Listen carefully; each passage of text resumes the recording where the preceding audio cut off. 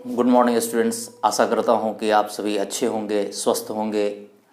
जितनी बातों को लेकर पिछले वीडियो में मैं हाजिर हुआ था, उसके बाद कई बच्चों ने मुझे व्हाट्सएप पर कमेंट्स किए कि सर कुछ स्पेशल टाइप्स के ये क्वेश्चंस जो एनसीईआरटी में दिए गए हैं या दूसरे बुक्स में दिए गए हैं, सर उस पर भी एक वीडियो तैयार करें और लेक्चर पे ये बताएं कि how to solve this types of questions.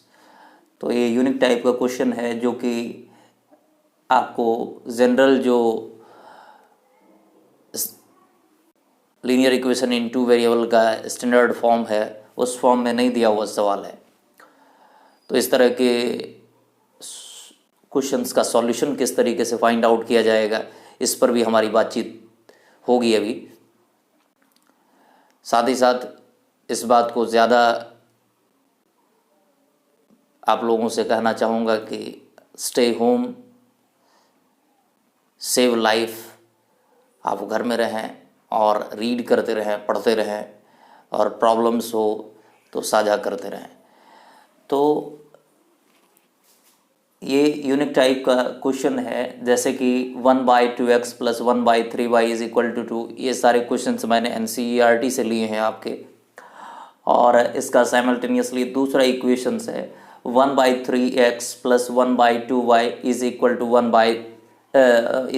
13/6। तो सबसे महत्वपूर्ण बात इसमें यह है कि आपको इस टाइप्स के इक्वेशंस में एक खास हथकंडा अपनाना पड़ता है, एक खास जरिया अपनाना पड़ता है कि डिनोमिनेटर में जो इस तरीके के फ्रैक्शनल फॉर्म होते हैं उसके डिनोमिनेटर में जो वेरिएबल होता है उस वेरिएबल को आप ऊपर रखने की कोशिश करते हैं। तो यूं ही आप ऊपर डाल नहीं पाएंगे, इसके लिए आपको कुछ ना कुछ कंसीडर करना होता है, एक दूसरे वेरिएबल को मानना होता है। तो सबसे पहले आइए हम लोग सवाल के सॉल्यूशंस की तरफ बढ़ते हैं कि किस तरीके से सॉल्यूशन किया जाएगा। तो पहले नंबर का सॉल्यूशन किस तरीके से फाइंड आउट करेंगे हम। तो सबसे पहले 1/2x + 1/3y = 2 and 1/3x + 1/2y = 13/6। ध्यान ये देना है यहाँ कि दोनों ही इक्वेशंस के अंदर जो एक दूसरे के पूरक इक्वेशंस है, कंप्लीमेंट्री इक्वेशंस हैं, इसमें 1/x और 1/y का फॉर्म मौजूद है। ऐसा नहीं है कि कहीं 1/x है तो कहीं y है, या इस प्रकार के किसी प्रकार के वेरिएशंस नहीं है दोनों इक्वेशंस में। यही इसकी खासियत है, यही इस टाइप्स के इक्वेशंस के सॉल्यूशंस के लिए दिशा तय करती है, डायरेक्शन देती है। और आपको समझना है कि यदि आप 1/x को कोई वेरिएबल मान लेते हैं, कंसीडर करते हैं, और 1/y को कोई वेरिएबल कंसीडर कर ले जाते हैं, तो ये इक्वेशंस तब्दील हो जाएगा, चेंज हो जाएगा उस खास टाइप के इक्वेशन में जिसको कि आप बनाते रहे हैं। दिखाता हूँ कैसे ये चेंज हो सकता है। तो आप लिखेंगे late 1/x = u and 1/y = v। कुछ बच्चे ये सवाल करते हैं कि u और v ही क्यों माना जाता है किताबों के अंदर। तो मैं यहाँ से हटा सकता हूँ इसकी जगह t, h, m, n। Variable में कोई प्रॉब्लम नहीं होता है, वेरिएबल आप कोई भी मान सकते हैं। Variable u, v, t, h, दुनिया के कोई भी सिंबॉलिक चीज़ें आप वेरिएबल के तौर पर बतौर वेरिएबल यूज़ कर सकते हैं। इसलिए इन टाइप के छोटे मोटे समस्याओं को सोचने की कोशिश करें कि वेरिएबल का मतलब क्या है। इसलिए ये छोटी छोटी चीज़ों पर सोचने पर आप स्वयं इसका हल प्राप्त कर पाएंगे। तो u, v कोई ऐसा क्राइटेरिया नहीं, मानने का कोई ऐसा ज़रूरी नहीं है, आप उसकी जगह कोई भी वेरिएबल मान सकते हैं इसकी जगह। अब यदि इस कंसीडर किए हुए वेरिएबल के अकॉर्डिंगली आप इक्वेशंस को अरेंज करें तो क्या आप लिख पाएंगे। 1/x की जगह आप u लिखेंगे और /2 है तो 2 लिखना तो पड़ेगा, प्लस 1/y की जगह यदि v लिखें तो v/3 = 2। इक्वेशंस को आपने चेंज कर दिया इस फॉर्म में जहाँ पर वेरिएबल ऊपर में आ गया, नीचे से ऊपर चला गया, टॉप में चला गया, लेकिन वेरिएबल चेंज हुआ है, उसके वैल्यू चेंज हुए हैं, ये मानना होगा।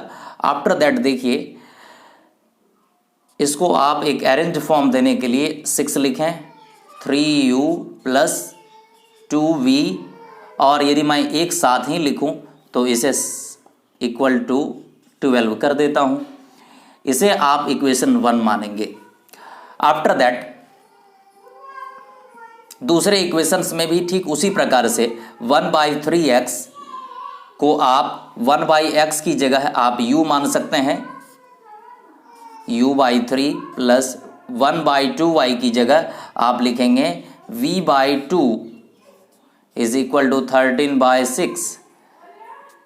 तो बतौर रिजल्ट के तौर पर आपका होगा 2u plus 3v is equal to 13/6।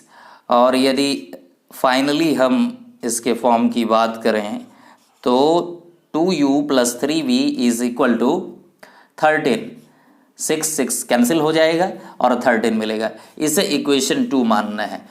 अब आप ध्यान दीजिए कि उसी प्रकार से उसी किस्म के इक्वेशंस के फॉर्म में आ गया है जिन इक्वेशंस को शुरुआत में हम लोगों ने डिस्कस किया था, जो कि इस फॉर्म का था a1x plus b1y plus c1 is equal to 0। It means c1 इधर है, उधर डाल सकते हैं, या c1 इधर। मीन्स कहने का मतलब क्या है? कहने का मतलब है इस फॉर्म में आपका चेंज हो गया। अब आप अपनी जो विधि प्रयोग करना चाहे, जो मेथड्स यूज़ करना चाहे, वो कैंसिलेशन हो, वो ग्राफिकल मेथड हो, वो एलिमिनेशन मेथड हो, वो सब्स्टिट्यूशन मेथड हो, मीन्स ये सारे मेथड्स, जो भी मेथड्स आप 4 मेथड्स पढ़ते हैं वो आप यूज़ कर सकते हैं इस सॉल्यूशंस को, इसके सॉल्यूशंस फाइंड आउट करने के लिए।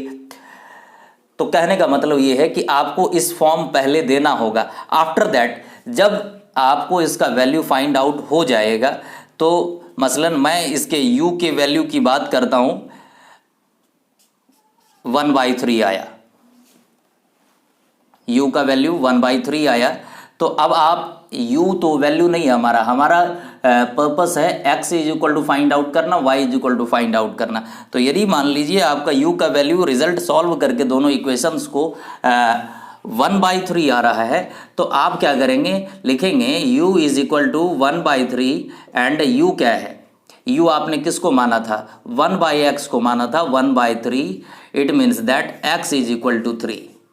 इसी प्रकार से v इज इक्वल टू, यदि मान लीजिए 2/3 आ रहा है, तो आप v की जगह क्या माना था आपने?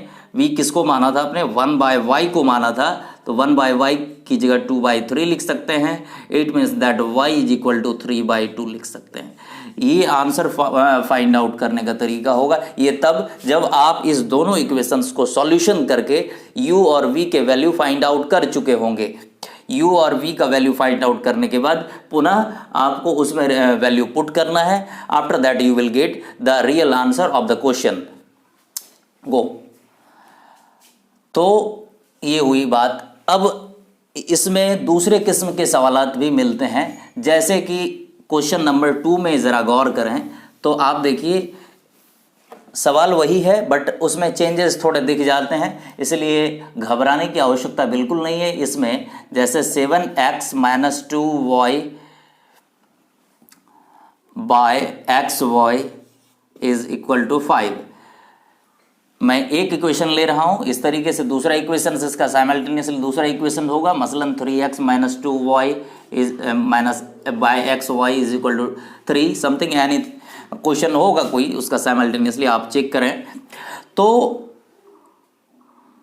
यहां पर कैसे करना है? तो आप सबसे पहले उसी फॉर्म में चेंज करने के लिए क्या यूज करेंगे? आप दोनों ही इक्वेशन, दोनों ही टर्म्स में एक्स वाई से डिवाइड कर दें। 7x by X Y minus 2y by X Y is equal to 5। तो आप यहाँ x x कैंसिल होगा, y y कैंसिल होगा, तो 7y minus 2/x is equal to 5। इसी प्रकार से दूसरे इक्वेशंस को आप कर सकते हैं और फिर आपका फॉर्म वही होगा जो मैंने यहाँ पर किया है। और इस फॉर्म में चेंज होने के बाद आप फिर वो करेंगे जो कंसीडर करने का वे बताया मैंने, कि 1/x is equal to u, 1/y is equal to v, या एनी वेरिएबल आप मान लेंगे तो फिर ये क्या हो जाएगा 7u - 2v is equal to 5 में चेंज हो जाएगा और फिर आपका इक्वेशंस सॉल्व होगा। फिर u v का वैल्यू फाइंड आउट करने के बाद अगेन आप इसमें 1/x का वैल्यू फाइंड आउट कर पाएंगे। ये है कुल मिलाकर पूरी प्रक्रिया। एक तीसरे टाइप के क्वेश्चंस जो इसमें आपको दिखेंगे वहां भी आप वही चीज गौर कर सकते हैं, जैसे 5/x - 1 प्लस 1/y - 2। जरा आप यहां गौर कर पाए तो सवाल यूं ही यहां लिखा हुआ है, मैं दोबारा नहीं लिख रहा। 5/x - y plus 1/y - 2 is equal to 2 and 6/x - 1 - 3/y - 2 is equal to 1। दोनों ही इस जगहों पर यदि आप गौर करें तो 1/x - 1, 1/x - 1, 1/y - 2 and 1/y - 2 आपको मिल सकता है।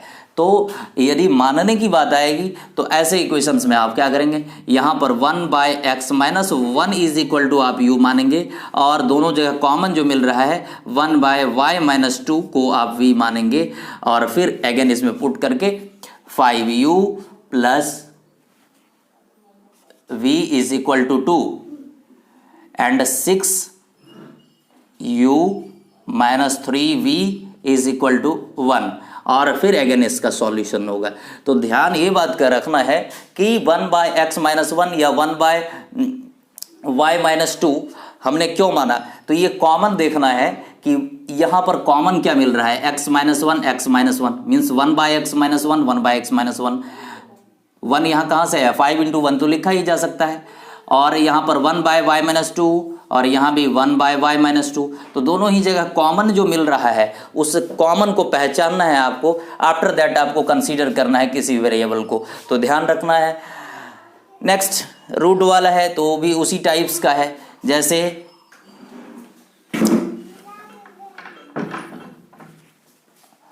जैसे 4/√x - 9/√y is equal to -1।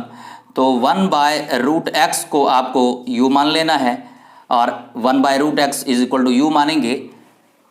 मैं क्लियर लिख दूं, क्वेश्चन नंबर 5,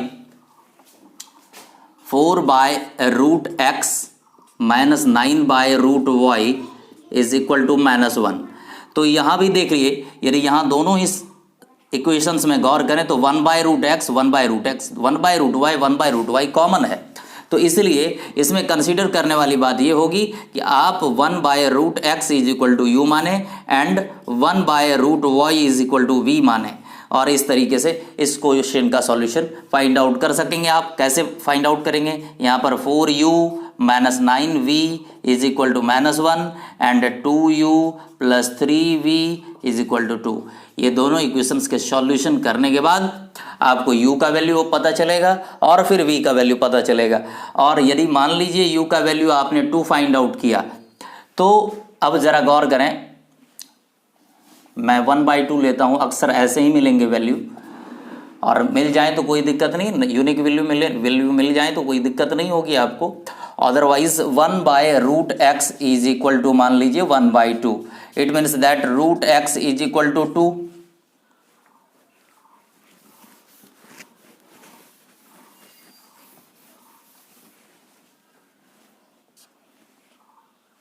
मैं ऐसा इसलिए कह रहा हूं कि आपका वैल्यू जो u इज इक्वल टू आया है वो 1/2 आया है और u आपने माना है किसे, 1/√x को माना है। तो 1/√x is equal to 1/2 and 1/√x is equal to 1/2 का मानी ये हुआ कि √x इज इक्वल टू 2।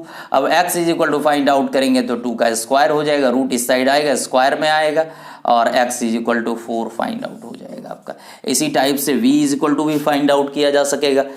तो इस किस्म के सवालों में आपको ये ध्यान रखना है कि जब डिनोमिनेटर के अंदर हर सवालों को आप ज़रा गौर करें तो डिनोमिनेटर के अंदर क्या है, डिनोमिनेटर के अंदर वेरिएबल आ रहे हैं और उस वेरिएबल में दोनों ही इक्वेशंस में वो कॉमन वेरिएबल्स दिख रहे हैं, सेम टाइप्स के फॉर्म में वेरिएबल दिख रहे हैं। तो उसको आपको कंसीडर करना है, मानना है, एक सिंबल लेना है उसके लिए वेरिएबल सेलेक्ट करना है और फिर जाकर के उस इक्वेशंस को जो स्टैंडर्ड फॉर्म है वो स्टैंडर्ड फॉर्म देना है और फिर जाके सॉल्यूशन करने के बाद आप उस वैल्यू को फाइंड आउट करेंगे जो आपका रियल वेरिएबल का वैल्यू रहा है।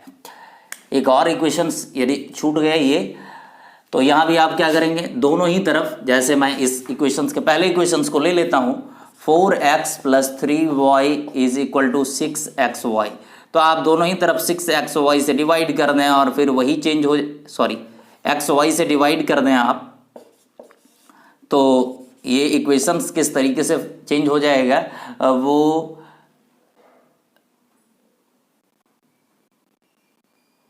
इक्वेशन सेकंड वाले इक्वेशन के तरीके में आ जाएगा, क्योंकि xy कैंसिल हो जाएगा और जब आप देखें इसको तो फिर 4x/xy दोनों ही तरफ डिवाइड करेंगे, 3y/xy = 6। आप जानते हैं फिर x कैंसिल होगा, y कैंसिल होगा, 4y + 3x = 6। आपका इक्वेशन का फॉर्म वही आ गया। तो इस किस्म के सवालों में सबसे महत्वपूर्ण बात ये देखना है, सॉरी यहाँ 1/4/x हो जाएगा, 3/y हो जाएगा = 6। आपको फिर यहाँ पर वही करना है जो पहले बताया गया कि फिर 1/x और 1/y को एक वेरिएबल सेलेक्ट करना है, फिर पुट करके फाइंड आउट करना है। तो कुल मिलाकर हमारी बातचीत हुई इस प्रकार के क्वेश्चंस को किस तरीके से सॉल्व करते हैं, जो एक स्पेशल कैटेगरी का क्वेश्चंस मिलता है आपको किताब में, कि जनरल टाइप में आप तो सॉल्यूशंस कर ले जाते हैं, इसमें थोड़ी सी तब्दीली करनी पड़ती है, थोड़ा सा चेंजेस लाना पड़ता है इक्वेशंस में, आफ्टर दैट ये सॉल्व होता है। तो आप इस तरीके के सॉल्यूशंस करें और फिर प्रॉब्लम हो तो अगेन फिर कमेंट करें और फिर बताएं कि प्रॉब्लम कहाँ है, फिर मैं उस पर आपके लिए मदद करूँगा। आप अच्छे रहें, पढ़ते रहें, आगे बढ़ते रहें। Thank you. It is Prem Verma. Again thanks to all students. Good morning.